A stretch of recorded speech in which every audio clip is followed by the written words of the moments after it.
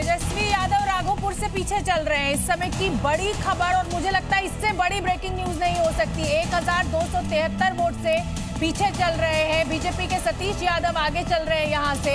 इसका मतलब अभी ये रुझान है, और कई चरणों में क्योंकि काउंटिंग होती है, लेकिन जिस चरण तक अभी पूरी हुई है उसमें तेजस्वी यादव पीछे चल रहे हैं। मैं क्षमा चाहती हूँ मैथिली, लेकिन ये बहुत बड़ी खबर इस लिहाज से शोभना हो जाती है कि जो व्यक्ति सीएम फेस का चेहरा है वहां पर, इतना बड़ा नेता, और वो भी उनका अपना इलाका राघोपुर की बात की जाए तो वो गढ़ है, वहां अगर वो पिछड़ भी जा रहे हैं काउंटिंग के दौरान, ये बहुत बड़ी खबर है। नतीजे नहीं आए लेकिन ये पिछड़ रहे हैं। पहले भी उनके परिवार को हरा चुके हैं। इन्होंने पहले उनकी मां को हराया है सतीश यादव ने। ठीक है मैथिली, अब मैं चाहती हूँ कि लीजिए, मैथिली चली गई है और जेडीयू के राजीव रंजन हमारे साथ जुड़े हुए हैं। राजीव रंजन जी, ये तो मतलब अप्रत्याशित, वहां तेज प्रताप यादव हार रहे हैं या तेजस्वी यादव हार रहे हैं, ऐसा क्या अपने लोगों ने जादू की छड़ी बिहार में घुमा दिया कि मतलब एकदम सब पानी कर दिया?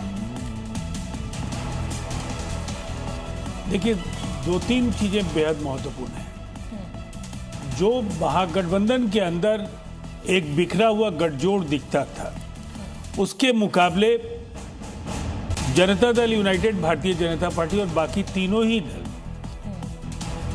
देश के करिश्माई प्रधानमंत्री नरेंद्र मोदी जी और बिहार के यशस्वी मुख्यमंत्री नीतीश कुमार जी के नेतृत्व में काफी बेहतर समन्वय के साथ काम कर रहे हैं।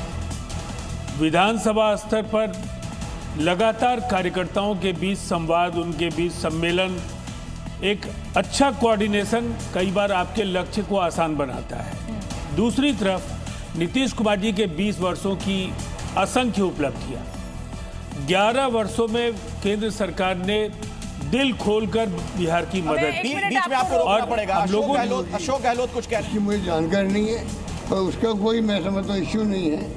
वो वेलकम हुआ, उसको जो फैसला हुआ वेलकम हुआ, और स्वाभाविक चॉइस तो तेजस्वी थी वहाँ पर, कोई दिक्कत नहीं उसके अंदर। धन्यवाद।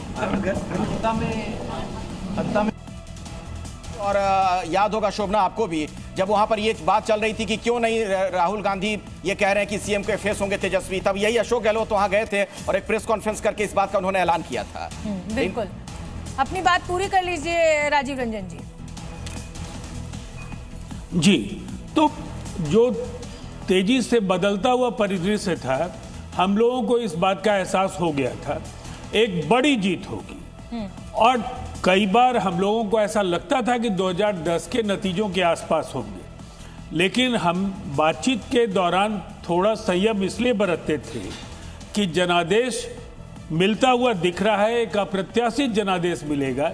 लेकिन सब चीज़ों के बावजूद एक कंजर्वेटिव जो एस्टीमेट हमारा था, जो केंद्रीय गृह मंत्री जी ने भी कहा कि 160 प्लस हम लोग जाएंगे, लेकिन वास्तविक नतीजे इससे बेहतर हो सकते हैं, ये बाद के दिनों में हम लोगों ने कई बार कहा। ठीक है, मनीष बरियार, और हमें अच्छा जी, हाँ, बीजेपी के नेता मनीष बरियार भी मेरे साथ जुड़ गए। मनीष जी, बधाई बनती है और इस तरीके की अप्रत्याशित जीत, और जेडीयू के साथ कांटे की टक्कर आपकी चल रही है सबसे बड़े दल के लिए। 83-84 जो है, 83 पे जेडीयू आगे चल रही है और आप 84 पे, यानी सबसे बड़ा दल बनते हुए भी अभी फिलहाल के रुझान में दिख रहे हैं। हो सकता है तस्वीर बदल जाए थोड़ी देर में। नमस्कार आपको और राजीव जी को भी और देश की सारी जनता को। देखिए, ये जो अभी बिहार की जनता ने दिया है, बिहार ने अपने सम्मान और स्वाभिमान के लिए जो है ये वोट दिया है। और मैं ये बहुत बोलना चाहता हूँ, क्योंकि देखिए, छठी मैया का अपमान हुआ उस समय, और बिहार इस बात को कभी बर्दाश्त नहीं कर सकता था। तो आप अगर देखें तो बहुत सारी चीजें थी, राजीव जी ने भी बोल रही थी, बट यूनेस्को की सांस्कृतिक विरासत, उसका जिस तरह से अपमान हुआ, बिहार की जनता ने मुंह तोड़ जवाब दिया है इसके बारे में। इसके अलावा आप देखिए, स्टालिन को लेकर के आ गए, चन्नी को लेकर के आ गए, रेवंत रेड्डी को लेकर के आ गए, तो ये बिहारियों का अपमान है।